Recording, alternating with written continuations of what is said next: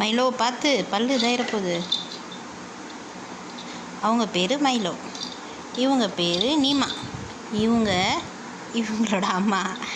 அடுத்தது இவங்க ஃபஸ்ட்டு குட்டி, இவங்க பேர் சிலேபி. மீன் தரலைன்னு சொல்லி கத்திகிட்டு இருக்க வந்திருக்குறான். மீன் ஏற்கனவே காலையில் சாப்பிட்டுட்டான், இருந்தாலும் மீன் வேணுமா.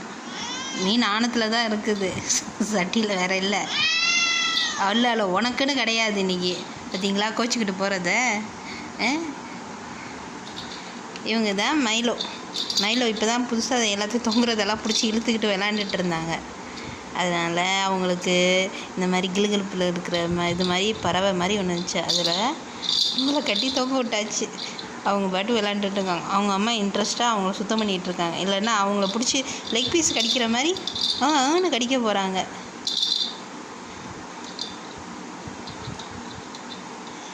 சோ மைலோ பார்த்து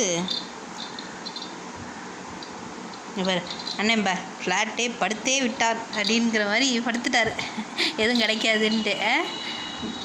சிலேபிக்கு என்ன வேணும்? சிலேபி கண்ணுக்கு என்னத்தை பார்க்குறீங்க? அம்மா அப்பா எப்படியே கொஞ்சுவாங்க. சண்டை, அவனுக்கு மீன் கிடைக்கலன்னு பாருங்கள், எல்லாத்துலேயும் சண்டை போட்டுட்டு வந்துருக்குறான். சிலேபி ஏன் இப்படி பண்ணிகிட்ருக்குற? மயிலை குட்டி பேர் எவ்வளோ சமத்தாக விளாண்டுட்டு இருக்காங்க. நீங்களும் அது மாதிரி விளாட்லாம்ல.